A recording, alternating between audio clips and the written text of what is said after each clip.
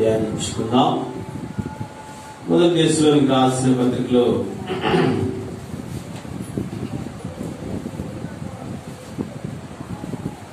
5వ అధ్యాయము, మొదటి దశలోనికి రాసిన పత్రిక 5వ అధ్యాయము 16వ వచనం అందరం కలిసి చదువుకుందాం. మొదటి దశలోనికి రాసిన పత్రిక 5వ అధ్యాయము 16వ వచనము అందరం కలిసి చదువుకుందాం. ప్రతి విషయమునందు కృతజ్ఞతలు చెల్లించు, అలాగూ చేయటం యేసుక్రీస్తునందు మీ విషయంలో దేవుని చిత్తం. మరొకసారి అందరం కలిసి చదువుకుందాం. ప్రతి విషయమునందు కృతజ్ఞతలు చెల్లించు, ఇలాగూ చేయటం యేసుక్రీస్తునందు మీ విషయంలో దేవుని చిత్తం. ప్రభు సాయం కొరకే మరొకసారి ప్రార్థిస్తున్నాం.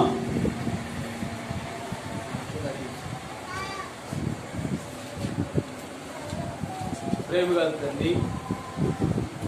తండ్రి, పరిశుద్ధులైన మహాతండ్రి, ఈ రాత్రికాల శ్రమలో అల్పుణ్ణి వట్టివాడి మట్టివాడి తండ్రి,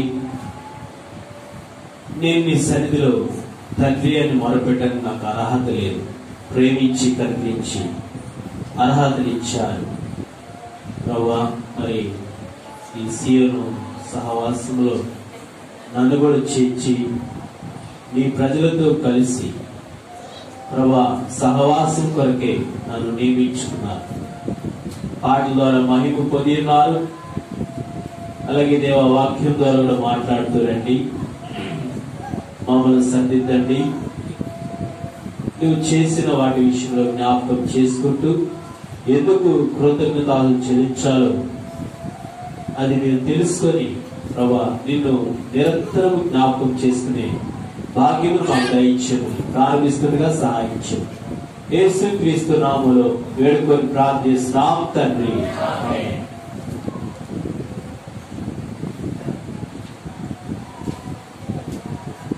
చదవండి ఎవరైనా కానీ.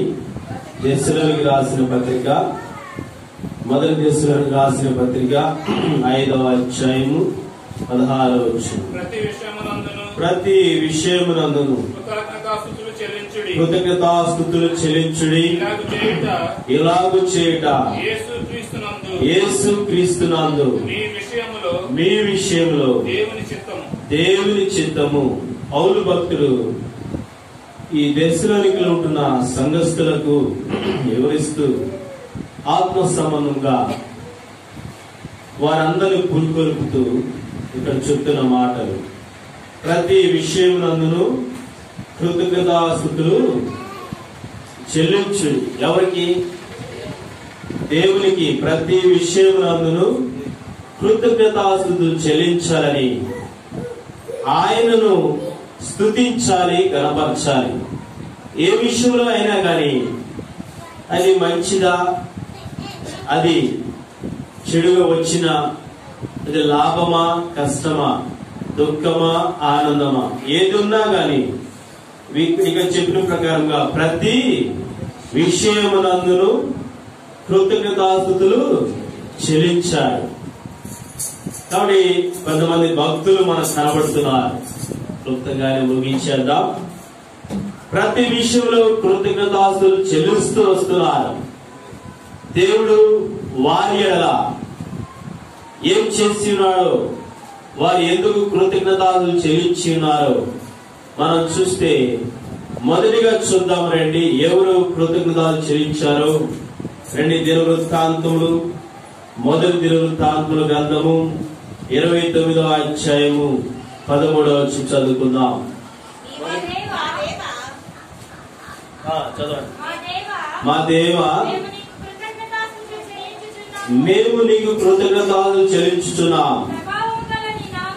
ప్రభావం గల నీ నామమును కొనియాడుచున్నాం. ఈ ప్రకారము మనఃపూర్వకంగా. కాబట్టి ఇక్కడ 10వ వచనం నుంచి కూడా చదవండి. రాజైన దావీదు కూడాను బహుగా సంతోషపడి సమాజం పూర్ణముగా ఉండగా యెహోవాకి ఇట్లు స్తోత్రములు చెల్లించెను. మాకు తండ్రిగానున్న ఇశ్రాయేలీయుల దేవా యెహోవా, నిరంతరము నీవు స్తోత్రాలు విడవు. యెహోవా, భూమి ఆకాశములందు సమస్తమును నీ వశము. మహాత్యమును, పరాక్రమమును, ప్రభావమును, తేజస్సును, ఘనతయు నీకే చెందుచున్నవి. యెహోవా, రాజ్యము నీది. నీవు అందరి మీద నిన్ను అధిపతిగా హెచ్చించుకొని ఉన్నావు. ఐశ్వర్యమును, గొప్పతనమును నీ వలన కలుగును. నీవు సమస్తమును ఏలున వాడవు. బలమును, పరాక్రమమును నీ దానములు. హెచ్చించువాడవును, అందరికీ బలము ఇచ్చువాడవును నీవే. ఇప్పుడు చదవని 13వ వచనంలో, మా దేవా, మేము నీకు కృతజ్ఞతాస్తుతులు చెల్లించుచున్నాం. ప్రభావం గల నీ నామమును కొనియాడుచున్నాం. ఇక్కడ దావీదు దేవుని స్తుతిస్తున్నాడు, కృతజ్ఞతాస్తుతులు చెల్లిస్తున్నాడు. ఎందుకు కృతజ్ఞతాస్తుతులు చెల్లిస్తున్నాడంటే, లేఖన భాగం ప్రకారంగా ఎందుకు కృతజ్ఞతలు చెల్లిస్తున్నాడు దావీదు భక్తుడు, రాజైన దావీదు అంటే సమూయేలు గ్రంథములో మనం చూస్తున్నాం. సమూయేలు గ్రంథము, మొదటి సమూయేలు గ్రంథము, 2వ సమూయేలు గ్రంథము 7వ అధ్యాయము 18వ వచనం చదువుకుందాం. 2వ సమూయేలు గ్రంథము 7వ అధ్యాయము 18వ వచనం నుంచి చదవండి ఎవరైనా కానీ. దావీదు రాజు లోపల ప్రవేశించి యెహోవా సన్నిధిలో కూర్చుండి ఇలాగున మనవి చేసెను, నా ప్రభువా యెహోవా, ఇంతగా నీవు నన్ను హెచ్చించుటకు నేను ఎంతటి వాడను? నా కుటుంబం ఏ పాటిది? ఇంత హెచ్చుగా చేసినదంతయు నీ దృష్టికి కొంచెమై బహుకాలము జరిగిన తర్వాత నీ దాసునైన నా సంతానముకు కలగబోవు దానిని గురించి నీవు సెలవిచ్చి ఉన్నావు. యెహోవా నా ప్రభువా, దావీదును నేను ఇక ఏమి చెప్పుకొందును? యెహోవా నా ప్రభువా, నీ దాసునైన నన్ను నీవు ఎరిగి ఉన్నావు. కాబట్టి ఎందుకు కృతజ్ఞతాస్తుతులు చెల్లిస్తున్నాడు? ఆయన సన్నిధికి వెళ్ళిన తర్వాత ఎక్కడో అడవిలో తిరుగుతున్న నన్ను, గొర్రెలు కాల్చుకుంటున్న నన్ను, గొర్రెలకు మేత వేస్తున్న నన్ను, గొర్రెలను చూసుకుంటున్న నన్ను, కర్రతో తరుముతున్న నన్ను, కర్రతో నేను కాపరిగా రోజు ఉదయకాల సమయంలో క్యారేజ్ కట్టుకొని అడవి ప్రాంతాలలో, రోడ్ల మీద, వీధులలో, ఇంట్లో ఉండకుండా నేను గొర్రెలు కాల్చుకునేవాడిని. రాజైన తర్వాత ఈయన అంటున్న మాటలు ఎలాగున్నాయంటే, ఇంతగా నీవు నన్ను హెచ్చించుకున్నావు తండ్రి. అంత మాత్రమే కాకుండా నీవు నన్ను ఎరిగి ఉన్నావు. దావీదును దేవుడు ఎరిగి ఉన్నాడు కాబట్టి, ప్రభా ఎంతో మంది ఉన్నారు, నా అన్నదమ్ములు ఉన్నారు 8 మంది, నేను ఒక్కడిని నీకు దొరికానా? ఇంకెవరు నీకు దొరకలేదా? లాస్ట్ వాడు నేను కదా, పెద్ద అన్న ఉన్నాడు కదా, రెండో అన్న ఉన్నాడు కదా. ప్రభువా, నన్నే నీవు ఎరిగి ఉన్నావు ఏంటి నాయనా? ఇంతగా నీవు నా కుటుంబాన్ని హెచ్చించి ఉన్నావు, ఇంతగా నా కుటుంబాన్ని నీ సన్నిధికి తీసుకొస్తున్నావు, ఇంతగా నా కుటుంబాన్ని ఎరిగి, అలాగే ఇంతగా నా కుటుంబాన్ని ఆశీర్వదిస్తూ వస్తున్నావు అని కృతజ్ఞతాస్తుతులు దేవునిని మరచిపోకుండా దావీదు తన జీవితంలో జీవితాంతం వరకు ఆయన కృతజ్ఞత కలిగిన వాడుగా ఉంటున్నాడు. 29వ వచనంలో కూడా 2వ సమూయేలు గ్రంథము 27వ అధ్యాయం 29వ వచనం, దయచేసి నీ దాసునైన నా కుటుంబము నిత్యము నీ సన్నిధిని ఉండునట్లుగా దానిని ఆశీర్వదించుము. యెహోవా నా ప్రభువా, నీవు సెలవిచ్చి ఉన్నావు, నీ ఆశీర్వాదం నుండి నా కుటుంబము నిత్యము ఆశీర్వదింపబడును గాక. ప్రభా, నన్ను రాజు మాత్రమే చేయడం కాదు కానీ నా కుటుంబాన్ని నీవు ఆశీర్వదిస్తున్నావు. ముందు ప్రార్థన చేసిన తర్వాత దేవుడు ఆశీర్వదిస్తూ వస్తున్నాడు, ఆశీర్వదిస్తూ వచ్చినాడు దావీదును. అందుకోసమే ఆయన దావీదు దేవుడిని కృతజ్ఞతలు చెల్లిస్తున్నాడు. ఎరిగి ఉన్నాడు కదా. ఎందుకు ఎరిగి ఉన్నాడు? ఏ విధంగా ఎరిగి ఉన్నాడు? 8 మంది ఉన్నారు కదా, అతన్నే దేవుడు ఎందుకు ఎన్నుకున్నాడు? ఆ తర్వాత ఆ చుట్టుపక్కల ప్రాంతంలో ఆ యొక్క చుట్టుపక్కల ఇంటిలో ఉంటున్న వారు, రాజు కాకపోవము, తనతో పాటు స్నేహితులు, తన పైన ఉంటున్నవారు, తన క్రింద ఉంటున్నవారు, తన ఫ్రెండ్స్, స్నేహితులు చాలా మంది ఉండవచ్చు. ఈయననే ఎందుకు ఎన్నుకున్నాడంటే దానికి క్లారిటీగా మనం చూస్తే రండి సమూయేలు గ్రంథంలో. సమూయేలు గ్రంథంలో మనం చూస్తే 2వ సమూయేలు గ్రంథం 7వ అధ్యాయము 29వ వచనం అనుకుంటాను.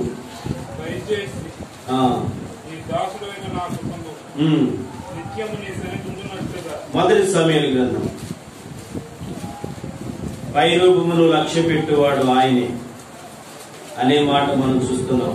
మొదటి సమూయేలు గ్రంథం 16వ అధ్యాయం 7వ వచనం చదువుకుందాం. మొదటి సమూయేలు గ్రంథము 16వ అధ్యాయం 7వ వచనం. అయితే యెహోవా సమూయేలుతో ఇలాగ సెలవిచ్చెను, అతని రూపమును అతని ఎత్తును లక్ష్య పెట్టకము. మనుషులు లక్ష్య పెట్టు వాటిని యెహోవా లక్ష్య పెట్టడు. నేను అతనిని త్రోసివేసి ఉన్నాను. మనుషులు పై రూపమును లక్ష్య పెట్టుదురు గాని యెహోవా హృదయమును లక్ష్య పెట్టును. ఎందుకు? దావీదును ఎరిగి ఉన్నాడు. 8 మంది ఉన్నారు, మిగతా 7 సంగతి ఎందుకు పక్కన పెట్టేసి ఉన్నాడు? చుట్టుపక్కల ఉంటున్నవారు, గృహాలలో ఉంటున్నవారు, మిగతా వారిని తనతో పాటు పుట్టిన వాళ్ళు ఎంతో మంది ఉన్నారు. తన వయసుతో పాటు సమకాలీకులు కూడా ఎంతో మంది ఉన్నారు. తనకంటే 1 సంవత్సరం చిన్నవాళ్ళు ఉండవచ్చును, తనకంటే 1 సంవత్సరం పెద్దవాళ్ళు ఉండవచ్చును. చాలా మంది ఉన్నా, ఎంతో మంది పుట్టినా ఎందుకు ఈయననే ఎరిగి ఉన్నాడు దేవుడు. ఎరిగి తర్వాత అడవి ప్రాంతంలో ఉంటున్నా, గొర్రెల కాపరిగా ఉంటున్నా ఆయనను రాజుగా చేయడానికి గల కారణం ఏంటంటే తన హృదయమును దేవుడు చూసి ఉన్నాడు. పై రూపాన్ని ఎప్పుడు చూడడు. పై రూపాన్ని ఆయన చూసేవాడు కాదు. దావీదు మహా అందగాడు కూడా. ఎలాంటి వాడు చెప్పండి? దావీదు మహా అందగాడు, రింగులు జుట్టు అన్నమాట. తర్వాత మహా రూపవంతుడు. అలాంటి ఆయనను పై రూపం చూడట్లా. ఏం చూస్తున్నాడు చెప్పండి? ఏం చూస్తున్నాడు? మనుషులు పై రూపాన్ని చూస్తారు కానీ మనుషులందరూ పై రూపాన్ని చూస్తారు కానీ నేనైతే ఏ రూపాన్ని చూస్తున్నాను? హృదయ అంతరంగమును, లోపల హృదయాన్ని చూసి లక్ష్య పెట్టేవాడిని. దావీదు నా ఇష్టానుసారం, నా కొరకు పుట్టినవాడు, నా అడుగుజాలు నడిచేవాడు, నా ఉద్దేశములన్నీ నెరవేర్చేవాడు. ఇతను రాజుగా పనికి వస్తాడు కాబట్టి ఇతను నేను ఎరిగి ఉన్నాను కాబట్టే ఇతను నేను పిలుచుకున్నాను. ఇశ్రాయేలు అందరికి రాజుగా ఉండడానికి నియమించుకున్నాను కాబట్టి అతనికి నీవు సమూయేలు ఏం చేస్తావంటే కొమ్ము తీసుకొని ఆ తైలం వేసుకొని అతన్ని అభిషేకించు. ఇంతగా నన్ను హెచ్చించనే మాటలు ఇవన్నీ దాగి ఉన్నవి. ప్రభా, ఎంతో మంది ఉన్నారు, నన్ను మీరు పిలుచుకొని నా హృదయమును చూసుకొని లోపల అంతరంగును చూసి దానిని బట్టి నన్ను పిలుచుకొని ఏర్పాటు చేసుకుని నియమించుకొని రక్షకుడిగా నన్ను రక్షించి కాపాడి రాజుగా చేసి ఇంత గొప్పవాడిగా హెచ్చించున్నందుకు నేను నిన్ను మరువు లేకుండా కృతజ్ఞతలు చెల్లిస్తున్నాను, మరచిపోకుండా ఉంటున్నాడు. మనమైతే ఏం చేస్తామంటే ఇంతగా నీవు నన్ను హెచ్చించినది రాజైన తర్వాత, ఒక హోదా వచ్చిన తర్వాత, ఒక ఆధిక్యత వచ్చిన తర్వాత దేవుణ్ణి తప్పనిసరిగా మర్చిపోవాలా వద్దా చెప్పండి? ఏమండి? ఒక ఆధిక్యత వచ్చిన తర్వాత రాజుగా ఉంటున్న ఆయన అందరికంటే పరిపాలకుడు. ఆయన ఏది చెప్తే అది చెయ్యాలి. కానీ రాజు నేను ఉన్నతమైన స్థానంలో ఉండాలని దేవుణ్ణి మర్చిపోవాలి. కానీ దావీదు మర్చిపోలా. ఎందుకు మర్చిపోలేదు చెప్పండి? ఎందుకు మర్చిపోలేదు చెప్పాలి. ఇక్కడ అంటున్న మాటలు, రాజు లోపల ప్రవేశించి ఆయన సన్నిధికి వచ్చిన తర్వాత ఇంతగా నీవు నన్ను హెచ్చించుటకు నేను ఎంతటి వాడను, ఏ పాటి వాడు. ఇంత తగ్గింపు స్వభావం కలిగిన వాడు కాబట్టి రాజు అయ్యాడు. ఇక మనమైతే ఏం చేస్తాం? రాజులు అయితే ఏం చేస్తాం? ఇక ఇంకా మనకి సింహాసనం వస్తే మనం ఏం చేస్తాం? మనకు ఉద్యోగం వస్తే మనం ఏం చేస్తాం? మనమే అందమైన వారైతే మనం ఏం చేస్తాం? మంచి జుట్టున్న వాళ్ళైతే మనం ఏం చేస్తే రింగులు చుట్టున్నా జుట్టును చూసేవాళ్ళు ఎప్పుడైనా పొడగాడి జుట్టు రింగులు అప్పుడప్పుడు మన పిల్లల గురించి మనం చెప్తాం. మా ఊరు చుట్టూ ఎక్కడ తెలిసి రింగులు చిన్నప్పుడు భలే ఉండేది, ఇప్పుడు అంతా గుండు పంపించకపోయిందిలే అని చెప్పేసి అన్నా. చిన్నప్పుడు మరి అందగా రింగులు చుట్టూ అని చెప్తా ఉంటాము పిల్లల గురించి, సిస్టర్స్ గురించి, చెల్లెల గురించి, అక్కల గురించి, కుమార్తెల గురించి చెప్పుకుంటా ఉంటాం. మా అమ్మాయి చాలా అందగా అని చెప్పుకుంటాం. ఉన్నతమైన స్థానంలో ఉంటే మనం పట్టించుకోవచ్చు, పట్టించుకోకపోవచ్చు. ఏదైనా ఆధిక్యత ఉంటే ప్రభువుని లెక్క చేయకపోవచ్చు. ప్రభువుని పక్కన పెట్టి మనము మన సొంత కార్యక్రమాలు, సొంత పనులు పెట్టుకుంటాం. ఇక్కడే రాజు దావీదు రాజైనను ఏం చేస్తున్నా ఆయన సన్నిధికి వచ్చి కుటుంబ సమేతంగా నా కుటుంబాన్ని ఇంతగా ఇచ్చించావు ఆయన. గుర్తుపెట్టుకోండి, ఆయన ఎదుట మనం ఎంతటి వారు. నీవు నేను మనమందరం కూడా ఆయన సన్నిధిలోకి వచ్చి, మందిరంలోకి వచ్చి, కుటుంబాలుగా, భార్య భర్తలుగా, పిల్లలుగా వచ్చి ఆరాధిస్తున్నామంటే, కృతజ్ఞతలు చెల్లిస్తున్నామంటే, ఇంతగా దేవుడు దావీదు కుటుంబాన్ని హెచ్చించినట్లుగా మన కుటుంబాలు కూడా దేవుడు హెచ్చించి తీసుకొచ్చినాడు కాబట్టి నిరంతరం ఆయన కృతజ్ఞతలు చెల్లించేవారుగా దావీదులాగా ఉండాలి. కాబట్టి దేవుని బిడ్డలారా, దావీదు కృతజ్ఞతాస్తులు చెల్లించినట్టుగానే దేవుణ్ణి ఎన్నడూ మర్చిపోకుండా, నీకు హోదా ఉన్నా, ఆధిక్యత ఉన్నా, ఎంత ఉన్నా, డబ్బు ఉన్నా, వెండి బంగారం ఎన్ని ఉన్నా గుర్తుపెట్టుకో, ప్రభువుని విడిచిపెట్టగా, ప్రభుని ఎన్నడూ విడిచిపెట్టగా, కృతజ్ఞతాస్తులు చెల్లించడం మరచిపోబాగు. మొదటిగా దావీదు దేవుని హెచ్చించినందుకు కృతజ్ఞతాస్తులు చెల్లిస్తున్నాడు. తన ఆధిక్యతను బట్టి ఇంతగా హెచ్చించినందుకు, ఉన్నతమైన స్థానంలో ఉంచినందుకు, నన్ను రాజుగా చేసినందుకు నీకు వందనాలు, కృతజ్ఞతాస్తులు చెల్లిస్తున్నానని చెల్లించినట్లుగానే మనం సాగిపోతాం. రెండవ వ్యక్తిని చూద్దామండి. మొదటి వ్యక్తి దావీదు, రెండవ వ్యక్తి రండి యోబు గ్రంథం 1వ అధ్యాయం 21వ వచనం చదువుకుందాం. యోబు గ్రంథం 1వ అధ్యాయం 21వ వచనం. నేను నా తల్లి గర్భములో నుండి వచ్చితిని, యెహోవా ఇచ్చెను, యెహోవా తీసుకొని పోయినను, యెహోవా నామమునకు స్తుతి కలుగును గాక. కాబట్టి ఇక్కడ దెస్సలోనికి రాసిన మొదటి పత్రికలో 5వ అధ్యాయం 16వ వచనంలో ఏమని రాయబడింది చదవండి. ఏమని రాయబడింది? దెస్సలోనికి రాసిన పత్రిక 1వ అధ్యాయం 5:16లో మొదటి పత్రికలో ఏముంది? ప్రతి విషయమునందు కృతజ్ఞతాస్తుతులు చెల్లించడం రాయబడింది. ప్రతి విషయం మనం రాయబడింది. ప్రతి విషయం అంటే ఏ సందర్భాలు చెప్పండి? ఏమండి? ఉన్నా లేకపోయినా. ఏంటది? డబ్బులు ఉన్నా లేకపోయినా, తర్వాత ఆరోగ్యము ఉన్నా లేకపోయినా, తర్వాత అందము ఉన్నా లేకపోయినా, తర్వాత నువ్వు నల్లగా ఉన్నా ఎర్రగా ఉన్నా. ఇంకా చెప్పండి, ప్రతి విషయం ఇంకా చెప్పాలండి. భోజనము ఉన్నా లేకపోయినా, వస్త్రాలు ఉన్నా లేకపోయినా, పిల్లలు ఉన్నా లేకపోయినా. ఇప్పుడు ఈ సందర్భం ఏంటి? ఆ సందర్భము ప్రతి విషయంలో కృతజ్ఞతలు చెల్లించాలన్నాడు కదా. అదే మాట యోబు నెరవేర్చాడు. ఏం చేశాడు ఆయన? ఇప్పుడు ఏం చేశాడు ఆయన చెప్పండి. 21వ వచనంలో నేను నా తల్లి గర్భముల నుండి దిగంబరనే వచ్చి దిగంబరనే అక్కడికి తిరిగి వెళ్ళేదాను. యెహోవా ఇచ్చిన యెహోవా నామమునకు స్తుతి కలుగు. యెహోవా ఇచ్చాడు, ఇచ్చినప్పుడు స్తుతిని చెల్లించాడు. తీసుకున్నప్పుడు కూడా ఏం చేస్తున్నాడు ఆయన? ఏం చేస్తున్నాడు చెప్పండి? ఇచ్చినప్పుడు కృతజ్ఞతలు చెల్లిస్తున్నాడు యోబు భక్తుడు. అన్ని తీసుకున్న తర్వాత కూడా కృతజ్ఞతాస్తుతులు చెల్లిస్తున్నాడు. దేవుని బిడ్డలారా, ప్రతి విషయంలో ఉన్నా లేకపోయినా, పిల్లలు ఉన్నా లేకపోయినా, అన్ని పోయినా, అన్ని కోల్పోయి ఉన్నాడు. అన్ని కోల్పోయి ఉన్నాడు. పిల్లలు లేవు, ఆస్తులు లేవు, పశువులు లేవు, పశు సంపద పోయింది, డబ్బులు పోయి, కాలిపోయినట్టు అన్ని పోయి ఉంటాయి. వెండి ఐశ్వర్యములు, వెండి బంగారు అన్ని పోయినవి. యెహోవా ఇచ్చాడు, యెహోవా తీసుకున్నాడు. ఆయన నామానికి స్తుతి కాదు, కీడు కలుగుగా అంటాం. ఏమంటాం? ఇచ్చినప్పుడు బాగుంటాం. ప్రభా ఇచ్చినందుకు నీకు వందనాలయ్యా.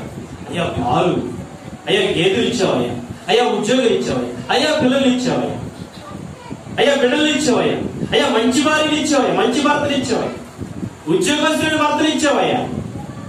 తర్వాత అది పోతే, ఉద్యోగం పోతే, డబ్బులు పోతే స్తుతిగా ఆయన నామానికి అవమానం తీసుకొస్తున్నాము. యోబు నిరంతరము ప్రతి విషయంలో కృతజ్ఞత చెల్లిస్తున్నాడు. నీ దగ్గర ఉన్నా లేకపోయినా గుర్తుపెట్టుకో, ఆయన ఉన్నప్పుడు ఒక విధంగా లేడు, లేనప్పుడు ఒక విధంగా లేడు. ఎప్పుడైనా ఒకటే రీతిగా ఉన్నాడు. ఉన్నప్పుడు స్తుతులు చెల్లిస్తున్నాడు యోబు, లేనప్పుడు కూడా. ఆ స్థానంలో నీవు లేనంటే ఏం చేస్తాం చెప్పండి? పిల్లలు పోయారు, డబ్బులు పోయింది, అన్ని పోయింది, ఆస్తులు పోయింది, అవకాశం అంతా పోయింది, ఏది కూడా లేదు. కట్టు బట్టలతో ఉన్నాడు. ఆ భార్య కూడా కట్టు బట్టలతో ఆమె కూడా నిలబడింది.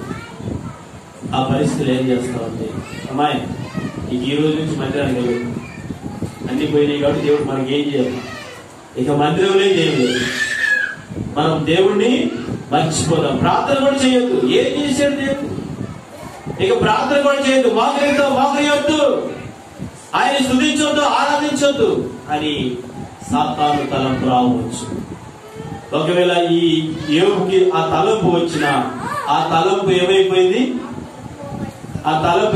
సాతాను తలంపు యోబుకి వచ్చిన ఆ సాతాను తలంపు వచ్చినా ఏం చేశాడు యోబు భక్తుడు?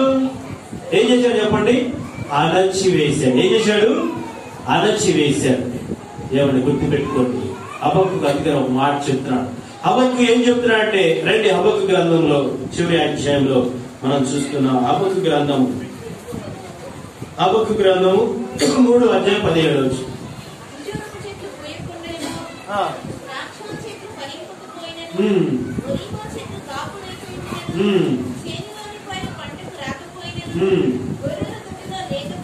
లేకపోయినను, సాలలో పశువులు లేకపోయినను,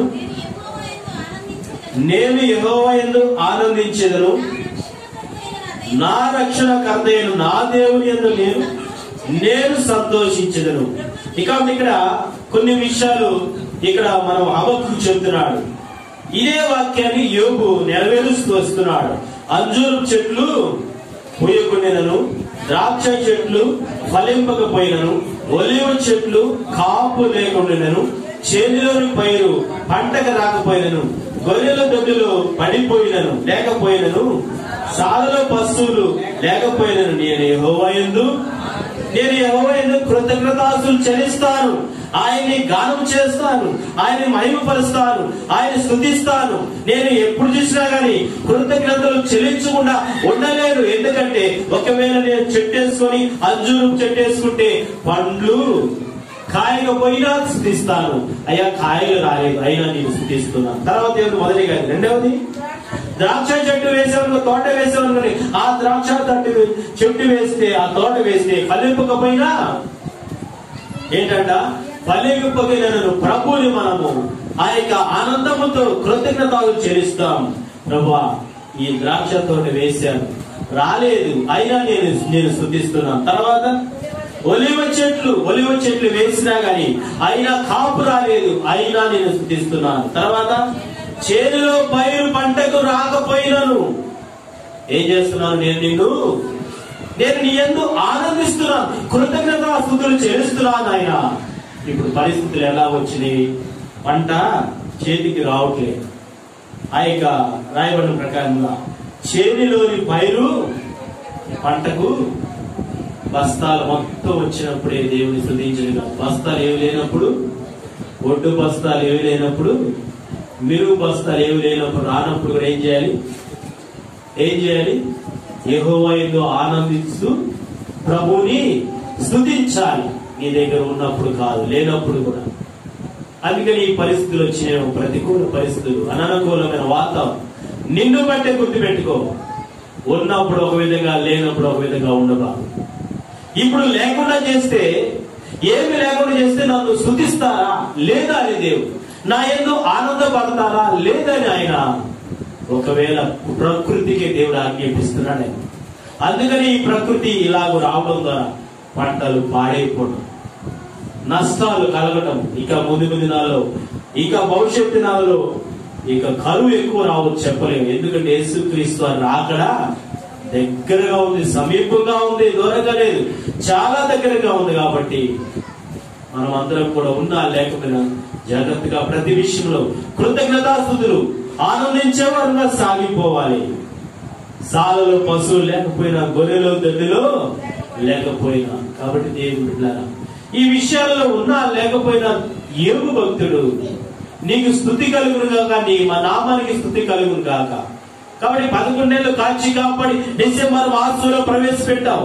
11 నెలలు అనగా జనవరి నుంచి నవంబర్ వరకు ఎన్నో కష్టాలు, బాధలు, ఒక్కొక్కసారి ఇబ్బందులు పడుతూ వచ్చాను. అయ్యను స్తుతిస్తున్నాను, నేను బాధపడుతూ వచ్చాను ప్రభా. ఒకవేళ భవిష్యత్ దినాలలో డిసెంబర్లో, జనవరిలో ఇబ్బందులున్నా నేను నిన్ను స్తుతిస్తున్నాను. అలాంటి ఆ మనసు నాకు దయచేయను. ఉన్నా లేకపోయినా నేను నీకు నీ యందు ఆనందించే విధంగా, కృతజ్ఞతలు చెల్లించే విధంగా నాకు సహాయం చేయమని, ఆ మనసు దయచేయమని, యోబులాంటి మనసు నాకు దయచేయమని ప్రభువుని మనము అడగాలి. రెండవదిగా యోబు ప్రతి విషయంలో కృతజ్ఞతాస్తుతులు చెల్లిస్తున్నాడు. కష్టాలలో, ఇబ్బందుల్లో, బాధల్లో కూడా దేవుడిని మర్చిపోవట్లా. మనం ఇది మర్చిపోవచ్చు. అలాంటి వారుగా ఉండకుండా ముందుకు సాగిపోవాలి. కాబట్టి భక్తులు ఎంతో మంది పరిస్థితులు గుండా వస్తున్నప్పుడు కూడా కృతజ్ఞతలు చెల్లిస్తున్నారు. మొదటిగా దావీదు, రెండవదిగా యోబు భక్తుడు, మూడవదిగా చూద్దాము రండి. మూడవదిగా అపోస్తుల కార్యములు 28వ అధ్యాయం 15 వచనం. అపోస్తుల కార్యములు 28వ అధ్యాయం 15 వచనం. సహోదరులు ఆ సంగతి విని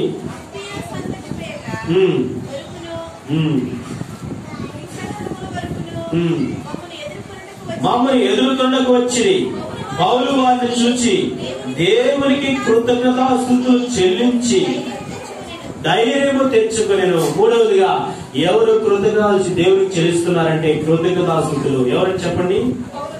పౌలు భక్తుడు. మొదటిగా ఎవరు చెప్పండి? ఎందుకు కృతజ్ఞతలు చెల్లిస్తున్నాడు? ఇంతగా హెచ్చించి రాజుగా చేసిన. రెండవదిగా యోబు కృతజ్ఞతలు ఎందుకు? ఏమండి? ఏమి లేవు కాబట్టి అయినా కృతజ్ఞతలు చెల్లిస్తున్నాడు. ఏమి లేకపోయినా కృతజ్ఞతలు చెల్లిస్తున్నాడు.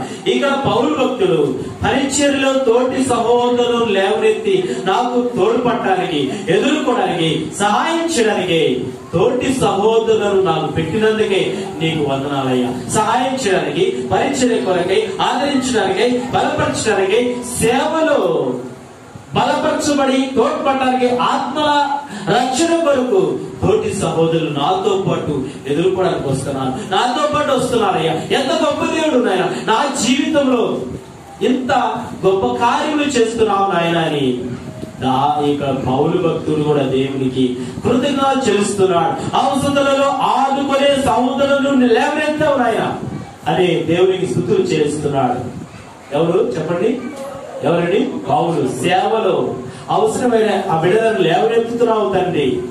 అలాగే ప్రయాణంలో అవసరమైన విశ్వాసులను తోటి సహోదరులు నాకు సహకరించడానికి, అక్కడ నాకు సాగనంపడానికి, ఆ తర్వాత తినడానికి, ఆ తర్వాత ఉండడానికి, బస చేయడానికి, ఆ తర్వాత ఆత్మల కొరకు సువార్త ప్రకటించడానికి తోటి పరిశుద్ధులను, నా తోటి సహోదరులను లేవనెత్తుతున్నావయ్యా అని ముందు మొదటిగా దేవునికి వచ్చిన వారి కోసం, ఆయన వచ్చిన వారందరికీ కూడా కృతజ్ఞతలు చెల్లించట్లా ట్యాక్స్ అని చెప్పట్లేదు. మొదటిగా ఎవరికి కృతజ్ఞతలు చెల్లిస్తున్నాడు? కృతజ్ఞతాస్తుతులు దేవునికి. అందుకని ఆ సహోదరులను బట్టి నీకు కూడా ఎవరైనా సహాయం చేస్తే మొదటిగా ఎవరికి కృతజ్ఞతాస్తుతులు చెల్లించాలి చెప్పండి? అది ప్రేరేపించింది ఎవరు? దేవుడే అని జ్ఞాపకం చేసుకోవాలి. ఆ మనుషులను ప్రేరేపించి ఆ సహాయం చేయడానికి దేవుడే లేవనెత్తి నిలబెట్టుకున్నాడు. కాబట్టి కృతజ్ఞతాస్తుతులు దేవునికి మొదటిగా చెల్లించాలి. మూడవదిగా అపోస్తలుడైన పౌలు, ప్రభా పరిశుద్ధులకు నాకు సహాయం చేయడానికే, పరిశుద్ధులను పురుకొల్పినందుకే నేను కృతజ్ఞతలు చెల్లిస్తున్నాను. నా జీవితాంతం వరకు, ఇప్పటి వరకు, ఈనాటి వరకు కూడా నా సేవలు అనేక మంది ఆయా ప్రాంతాలు, కొరింథీయులు, ఎఫెసులో, ఆయా ప్రాంతాల్లో తీతుకు, ఆ తర్వాత తిమోతి, బర్నబాసు, అందరిని సైలస్ ఏర్పాటు చేసి పరిచర్య ధర్మమును మీరు అభివృద్ధి చేస్తున్నారు. అలాంటి సహోదరులను బట్టి నేను స్తుతిస్తున్నాను. నీకెవరైనా తోటి సహోదరులు ఎవరైనా కానీ నీకు అవసరతలో ఆదుకున్న వారిని బట్టి ఆ పేరు చెబుతూ ఇలాంటి వ్యక్తిని నాకు తీసుకొచ్చావయ్యా, ఇలాంటి వ్యక్తి నాకు సహకరించావయ్యా, అందులో బట్టి నీకు కృతజ్ఞతలు చేస్తున్నామని ఆ దేవునికి ఎప్పుడైనా చెల్లించావా?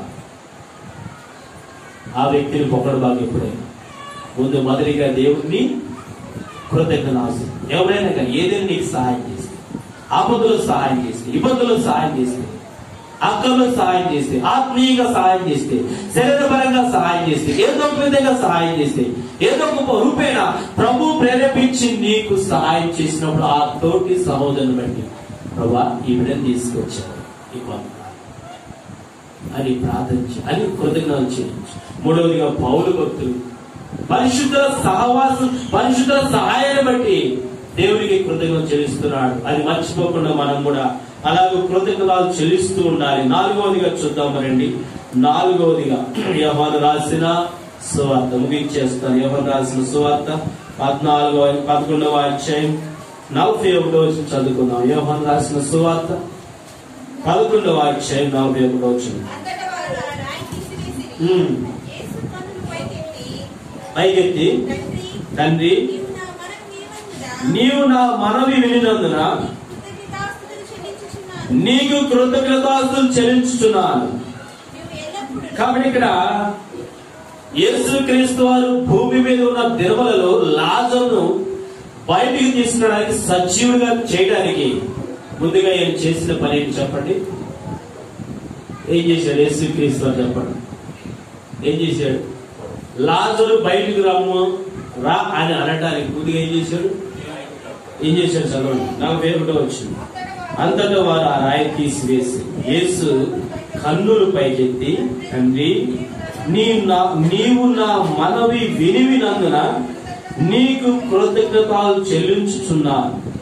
ప్రార్థన చేస్తున్నాడు. మొదటిగా ఏం చేస్తున్నాడు? ప్రార్థన చేస్తున్నాడు. భూమి మీద శరీరీతిగా ఉంటున్నప్పుడు, శరీరధారి అయిన దినములలో యేసుక్రీస్తు వారు దేవుని మహిమ కొరకు ముందు మొదటిగా ప్రార్థన చేస్తున్నాడు. ఆ ప్రార్థనలో కూడా తండ్రి నేను ప్రార్థన చేసినందుకు నీవు నా మనవి వినినందుకే కృతజ్ఞతాస్తుతులు చెల్లిస్తున్నాను. ప్రార్థన చేస్తే వినినందుకు దేవుడికి ఏం చేయాలి? కృతజ్ఞతాస్తుతులు చెల్లించాలి. ఇప్పుడు ఈయన ముందుగానే లేవక ముందుగానే కృతజ్ఞతలు చెల్లిస్తున్నాడు. ఎందుకంటే లేపేవాడు పరలోకమందున్నాడు. ఆయన నామానికి మహిమ కొరకు తప్పనిసరిగా ఆయన లేపుతాడు లాజరును. అప్పుడు కృతజ్ఞతలు చెల్లించబడతాయి కాబట్టి, మహిమపరచబడతాడు కాబట్టి ముందుగానే నేను ఆయనకు కృతజ్ఞతలు చెల్లించాను. భూమి మీద ఉన్నప్పుడే తండ్రి అయిన దేవునికి యేసుక్రీస్తు వారు నాలుగవదిగా కృతజ్ఞతాస్తుతులు చెల్లిస్తున్నాడు. దేని కొరకంటే ప్రార్థన విన్నందుకు. దేని కొరకు? నీ ప్రార్థన దేవుడు ఎన్నోసార్లు విని నీకు సహాయం చేస్తూ వచ్చాడు. కానీ ఒక్కొక్కసారి ఆయనకు కృతజ్ఞతాస్తుతులు చేసిన మేలును బట్టి, చేసిన ఏమేమి చేసినాడో ఆ అక్కలను బట్టి మనము దేవునికి కృతజ్ఞతలు చెల్లించము. నువ్వు ఎప్పటి నుంచో రక్షణ పొందిన నాటి నుంచి, రక్షణ పొందకపోవడం నుంచి కూడా ప్రార్థనలు అన్ని అడుగుతా ఉంటావు. అలా ప్రార్థనలు అడిగిన తర్వాత దేవుడు ఇస్తానే ఉంటాడు. ఇచ్చిన తర్వాత ప్రభా ఇది ఇచ్చినందుకు నీకు కృతజ్ఞతాస్తుతులు చెల్లిస్తున్నానని ఎప్పుడైనా స్థుతులు చెల్లించావా? ఎవరు వచ్చేదాకా మనం ఏం చేస్తాం చెప్పండి? వచ్చేదాకా ప్రార్థన చేస్తా ఉంటాం. ఇక ఆ ప్రార్థన దేవుడు విని అది ఇచ్చిన తర్వాత మనం ఏం చేస్తాం? ప్రార్థన చేయం. ఇక ప్రార్థన కాదు. ఎందుకు చెప్పండి? వద్ద కదా, అదే లేకపోతే అడుగుతాను. అందుకని ముళ్ళు పెడతా ఉంటాడు మన దేవుడు. ఏం చేస్తాడు? ప్రతి ఒక్కరికి ఏదో ఒకటి ముళ్ళు మోకరించి ప్రార్థన, సేవకుడికి, విశ్వాసులకు, అందరికీ ఎవరికి దేవుడు ఎట్ట ముళ్ళు పెట్టారో అట్ట పెడతాడు. ఎందుకంటే మోకరించి ప్రార్థన చేయాలి. ఇచ్చినప్పుడు ఇక ప్రార్థన చేయకుండా, పట్టించుకోకుండా ప్రార్థన చేయకుండా అనుకోండి, ఇచ్చిన దేవుడు మళ్ళా దాన్ని ఏం చేస్తాడు? తీసుకుంటాడా లేదా? తప్పనిసరిగా ఇచ్చినది ఏదైతే ఇచ్చాడో అది దేవుడు తీసుకుంటాడు. ఇక్కడ ప్రార్థన ద్వారా దేవుడు మన మనవి విని ఆలకించి ఇస్తున్నాడు కాబట్టి కృతజ్ఞతలు చెల్లించాలి. ఎన్నో సందర్భాలు గుర్తుపెట్టుకో. ఏది కావాలన్నా ప్రార్థించినప్పుడు ఇచ్చినప్పుడు స్తుతులు చెల్లించవలేదో నిన్ను జ్ఞాపకం చేసుకో. ఇంతవరకు కూడా కృతజ్ఞతలు చెల్లించకుండా ఇచ్చినవి అనుభవిస్తూ పొందుతూ మరి వాటిని అనుభవపూర్వక మేలులు పొందుకుంటూ అవన్నీ కూడా తీసుకున్న తర్వాత ఆ స్తుతులు చెల్లించకపోతే నీవు ఇప్పుడైనా కానీ కృతజ్ఞతలు చెల్లించాలి. ఈ దినం నుంచైనా ఏమేమి పొందుకున్నావు చెప్పండి. ఏమేమి పొందుకున్నావు చెప్పండి. ఎవరైనా అనుభవం పొందినవాడు చెప్పండి. ఏమని చెప్పండి. ఏమైనా పొందుకున్నారా ప్రార్థన ద్వారా? ప్రార్థన ద్వారా ఆరోగ్యము ఇంకా చెప్పండి. ప్రార్థన ద్వారా డబ్బులు ఇంకా చెప్పండి. ఇంకేమండి? ప్రార్థన ద్వారా రాకపోకలు దేవుడు ప్రయాణంలో సహాయం చేస్తున్నాడు. ప్రార్థన ద్వారా నీ ప్రయాణం నా ప్రయాణం చక్కగా వెళ్ళి రాగలుగుతున్నాం. ప్రార్థన ద్వారా భోజనం చెప్పండి. ప్రార్థన ద్వారా వాటర్, అదే వాటర్ లేకపోతే, అదే భోజనం లేకపోతే చెప్పండి. ప్రార్థన ద్వారా దేవుడు చూడగలుగుతున్నాం, మనం ప్రార్థన ద్వారా మాట్లాడగలుగుతున్నాం. ఇంత గొప్ప దేవుడు నీ జీవితంలో నా జీవితంలో చేసినప్పుడు మన ప్రార్థన దేవుడు వింటూ వస్తున్నాడు. ఎవరికైనా ఏదైనా బాగపోతుంది. యాక్సిడెంట్ అయింది, నాకు కూడా యాక్సిడెంట్ అయింది. మరి వెళ్తున్నప్పుడు అలా సేవకుల మీటింగ్కి వెళ్తున్నప్పుడు కుక్క వెళ్తున్నాను, స్పీడ్లో వెళ్తున్నాను. నేను కూడా తొందరగా వెళ్దామని, అది కూడా నువ్వు స్పీడ్గా వెళ్తావు అని చెప్పి అది కూడా స్పీడ్గా వచ్చేసింది. స్పీడ్గా వచ్చి ఏం చేసింది, ముందు చక్రాన్ని దానివల్లే నేను ముందుకెళ్ళి జారుకుంటూ ఆ మట్టిలో, సిమెంట్ రోడ్డు లేదని తార్ రోడ్డు కూడా కాదు, ఆ మట్టి రోడ్డులో దోక్కుంటా ఇదంతా దోక్కుపోయింది. మోకాలు చిప్ప పై చర్మం వరకు దోక్కుపోయింది. అదే ఆ సమయంలో ఏదైనా వాహనం వస్తే ఈ యొక్క జమీ గొల్లుపల్లి రావడానికి, సేవకుడిగా రావడానికి రాకుండా మట్టిలో కలిసిపోయేవాడిని. ఈ ప్రార్థనలో వచ్చాను ఏమండి. మరి దేవుడు బ్రతికించి తీసుకొచ్చాడంటే సేవ చేయాలని తీసుకొచ్చాడు దేవుడు. కళ్ళు పోవాల్సింది, మోకాలు చెప్పి అడగాల్సింది. దేవుడు కనికరించి ఏం చేశాడు, కాపాడు. మరలా వెంటనే ఇక్కడ లైట్ దెబ్బలు ఇవన్నీ దేవుడు స్వస్థపరిచి, ఏమైనా తప్పులునే లోపాలు దయతో క్షమించిన ప్రభుని అడుగుతూ ప్రార్థన ద్వారా ఆలకించి స్వస్థపరుచున్నాయి. ప్రార్థన ద్వారా అనేకమైన ఈ కుమారులు కుమార్తెలు కాపాడబడుతూ, రక్షించబడుతూ, స్వస్థపరచబడుతూ, తినడానికి ప్లేట్లో భోజనం తినగలుగుతున్నామంటే కేవలం ప్రార్థన ద్వారా. అందుకని ప్రార్థన చేసేటప్పుడు నా ఆహారమును ఏమండి ప్రార్థన చేయకుండా బ్రిగేవారు ఉన్నారట. ఏమంట? ప్రార్థన చేయకుండా ప్రార్థన చేస్తూ, ప్రార్థన అనుగ్రహములు భోజనం చేసేటప్పుడు ప్రార్థన చేస్తున్నావు లేదా? ఒక ఆయన అన్నాడట, ప్రభా నాకు ఆకలి అవుతుంది, నాకు ఆత్రం నీకు స్తోత్రం ఆమె ఇంక మొదలు పెట్టేశాడు. ఏంటంట? తినడానికి ఆత్రం స్తోత్రం ఆమె పొలం రెడీ అయిపోయింది. కొంతమంది తొందరగా చేసేట్లుగా లేటు చేస్తే ఈలో ఏదో కుక్కలు వచ్చి చేస్తాయి, తొందరగా ముగించాలి. ఆత్రం స్తోత్రం. లేట్ రాగలిగి ఆవులు తింటా ఉంటాం. ప్రార్థన చేసేదాన్ని కూడా ఉండరు కొంతమంది కదా. మనం భక్తిగా సంవత్సరం, అందుకని అందరికి భోజనం పెట్టిన తర్వాత ప్రార్థన మన సహోదరులు చేస్తాం. భోజనం చేసినప్పుడు ఆహారము మృంగివేయినట్లుగా వారు ప్రార్థన చేయకుండా మృంగివేస్తారు. కీర్తన గ్రంథంలో రాయబడింది. స్టార్టింగ్ లో భక్సింగ్ గారు ఏం ప్రారంభించారంటే డైరెక్ట్ గా చికెన్ మటన్ పెట్టలా. ఆయన ప్రాసెస్ ఏంటి, దర్శనము, వంట ఆయనే ప్రారంభించాడు తెలుసా. వంట ఆయనే ప్రారంభించాడు. కూరగాయలన్నీ తరిగిన తర్వాత ప్రార్థన చేసి సాంబారు వండేవాడు. ఆయన వండిన తర్వాత తింటే సాంబారు ఎబ్రోన్లో ఎట్లా ఉండేది, ఎంత టేస్ట్గా ఉండేది. అదే ప్రాసెస్ ఈనాటి వరకు మన సహవాసం. సాంబార్ తర్వాత చట్నీ వచ్చేసి వైట్ రైస్, సాంబార్. ఇక మన వాళ్ళు ఏం చేస్తారంటే ఇవన్నీ కాదులే చికెన్ మటన్ పెడతారు బాగుండలే అని చెప్పేసి వాటిలోకి వెళ్ళిపోతున్నారు. కానీ ప్రారంభం ఏంటి స్టార్టింగ్ లో మీకు కూడా చికెన్ ఏం లేదు, మటన్ లేదు, సాంబార్ రెడీగా ఉంది, అదే చికెన్. చట్నీ రెడీగా ఉంది, అదే చికెన్. మటన్ వంకాయ కూర రెడీగా ఉంది, అదే చికెన్ మటన్ రెడీగా ఉంది. దేవుడు పెట్టిందని ప్రార్థన చేసి దైవజనులు ప్రారంభించారు. అదే ప్రాసెస్. కానీ దేవుని రాజ్యము ఏంటంట? భోజనం పానము కాదు, కానీ నీతి సమాధానము పరిశుద్ధాత్మ యందలి ఆనందము. నీతి సమాధానము నిరంతరం పరిశుద్ధాత్మకు ఆనందం తీసుకొస్తా ఉంటే అదే మనకు అవసరం. భోజనం కోసం పానం కోసం మందిరానికి రావట్లేదు, కానీ మనం నీతి కొరకు సమాధానం కొరకు దేవునికి పరిశుద్ధాత్మకు సంతోషాన్ని ఆనందాన్ని ఇవ్వడానికి మందిరానికి వస్తున్నాం. అందుకే మొదటిగా ఆత్మ సంబంధమైన ఆహారం, తర్వాత శరీర సంబంధమైన ఆహారం. సేవకుడు ముందు భోజనం పెట్టి తర్వాత వాక్యం ఉన్నాడంట. ముందు భోజనం, తర్వాత బలిజేపల్లి చేయించిన ఆ మందిరంలో బాప్టిస్ట్ సేవకుడు ముందు భోజనం పెడితే తర్వాత వాక్యం చెప్పాడు ఆయన. దేంద్ర బాబు కాబట్టి ముందు ఏ భోజనము? ఆత్మ సంబంధమైన ఆహారం కావాలి. దాని కొరకు ప్రియులారా, దేవుని పరిశుద్ధ సమయం వెళ్ళిపోతుంది. 8:30 క్లోజ్ చేయాలనుకున్నాం, కానీ మరి 4వది ఏమని చెప్పండి? ఎవరు స్థుతులు చెల్లిస్తూ వస్తున్నారు? యేసు క్రీస్తు ప్రభువుల వారు.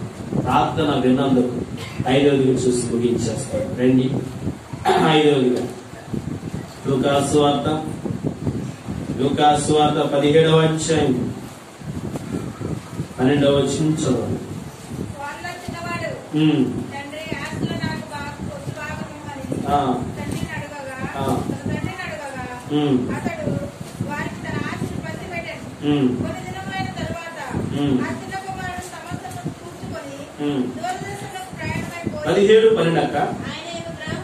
ఆయన ఒక గ్రామంలోనికి వెలుచుండగా 10 మంది కుష్ఠరోగులు ఆయనకు ఎదురుగా వచ్చి దూరమున నుంచి, యేసు ప్రభువా, మమ్మల్ని కరుణించమని కేకలు వేసి ఆయన వారిని చూచి, మీరు వెళ్ళి మిమ్మల్ని యాజకులు కనపరుచుకున్న వారితో చెప్పు. వారు వెలుచుండగా చూడు, వారిలో ఒకడు తనకు స్వస్థత కలుగుడు గొప్ప శబ్దం దేవుని మహిమ తిరిగి వచ్చి ఆయనకు కృతజ్ఞతలు చెల్లించు ఆయన పాదములతో సాగి వాడు 10 మంది స్వస్థత మార్చబడ్డారు. ఎవరు వచ్చి ఎంతమంది వచ్చారు చెప్పండి? ఎంతమంది వచ్చారు? ఒక్కడే వచ్చారు. మిగతా 9 మంది ఎక్కడున్నారు? నువ్వు ఒక్కడవే కృతజ్ఞతాస్తులు చెల్లించడానికి వచ్చావు, నన్ను మహిమపరచడానికి వచ్చావు. మిగతా వాళ్ళు ఇక స్వస్థత వచ్చింది కదా, ఇక దేవుడు గుర్తుకొస్తాడు వారికి? గుర్తుగా. కానీ ఇతనికి దేవుడు గుర్తుకొస్తాడు. ప్రభువు నన్ను స్వస్థపరిచాడు కాబట్టి నేను కృతజ్ఞతలు చెల్లించాను దేవునికి. 5వదిగా కుష్ఠరోగి ఈ సమరయుడు కృతజ్ఞతలు చెల్లిస్తున్నాడు. దేనికంటే, ఎందుకు ఆయన కృతజ్ఞతలు చెల్లిస్తున్నాడంటే, నన్ను దేవుడు స్వస్థపరిచాడు, నన్ను బాగు చేశాడు, నా కుష్ఠరోగం దేవుడు తీసివేశాడు. కాబట్టి నేను ఆయన మర్చిపోకుండా, ఇంటికి వెళ్లకుండా వెనక్కి తిరిగి వచ్చి దేవుడిని స్తుతిస్తున్నాడు. మిగతా 9 మంది ఇంటికి వాళ్ళు ఇంటికి వెళ్ళిపోయారు. రేపు వెళ్తాను, ఎల్లుడు వెళ్ళాను, దాని ఎప్పుడైనా కనపడితే ప్రభువా నన్ను స్వస్థపరిచిన నీకు వందనాలని ఎప్పుడైనా కనబడినప్పుడు, లేకపోతే మాట్లాడదాంలే అనుకునే వాళ్ళు ఎంతో మంది ఉన్నారు. 9 మంది ఉన్నారు. ఆ 9 మందిలో నువ్వు ఉంటే వ్యర్థమే, ఒక్కలో నువ్వు ఉండాలి. ప్రభు సన్నిధికి వచ్చి తప్పనిసరిగా ఆయన సన్నిధికి వచ్చి కృతజ్ఞతలు చెల్లించాలి. సమరయుడుగా కుష్ఠరోగులా. అందుకని డిసెంబర్ మాసంలో ప్రతి ఇంట్లో కృతజ్ఞతలు చెల్లించాలి. సువార్త కుడిలు జరగాలి, వాక్యం వెదజల్లబడాలి. కాబట్టి ఈ ఒక్కడు వెలుదిరిగి వచ్చి ఏం చేశాడు?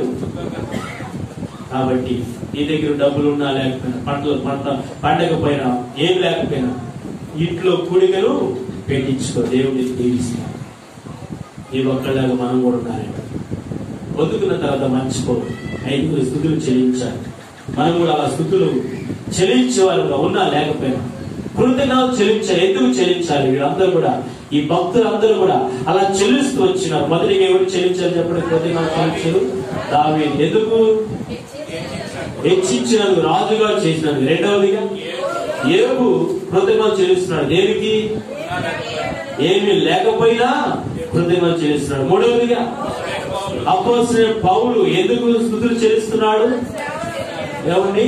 సేవలో తోటి సహోదరులను సహాయం కొరకు దేవుడు పంపినందుకు దేవుడికి స్తుతులు చెల్లిస్తున్నాడు. నాలుగవదిగా చెప్పండి. నాలుగవదిగా యేసుక్రీస్తు ప్రార్థన మనవి విన్నందుకు కృతజ్ఞతలు చెల్లి. 5వదిగా కుష్ఠరోగాన్ని దేవుడు స్వస్థపరిచినందుకు కృతజ్ఞతలు చెల్లిస్తున్నాడు. సామరే ఈ ఐదుగురులాగా మనం కూడా నామం లేదు జ్ఞాపకం చేసుకుని మనం అందరం కూడా అలాగూ నిరంతరము కృతజ్ఞతలు చెల్లిద్దాం. కాబట్టి ఈ కృతజ్ఞతలు చెల్లిస్తూ ప్రార్థన చేద్దాం. ఒక ఇద్దరు ముగ్గురు ఒక 10 నిమిషాలు ప్రభు ఇంతవరకు 11 నెలలు కాపాడి ఈ నెలలో ప్రవేశపెట్టాడు. ఈ నెల కూడా కాపాడంటాయా, భవిష్యత్తులో కాపాడుతామని జనవరిలో 2022 ఇలా ప్రతి సంవత్సరం ఒక బ్రదర్ ఒక సిస్టర్ నేను చెప్పేంత వరకు ప్రార్థన చేయండి, కాపాడుతూ రండి. మరి అలాగే క్రిస్మస్ పరిచయం వీటి కొరకు ఇలాగ క్లుప్తంగా ప్రార్థన చేస్తూ రావాల్సి కోరుచున్నాం. కాబట్టి ఆ బ్రదర్స్ లో చెప్తాను పేర్లు, వారు కూడా ప్రార్థన చేయవలసిన కోరుచున్నాం. అది సుదర్శనాలు కూడా ప్రార్థన చేయండి. అశోక్ అన్న కృపారావు మీ ముగ్గురు క్లుప్తంగా ఎక్కువసేపు కాకుండా క్లుప్తంగా సింపుల్ గా చేయండి. ప్రారంభించండి.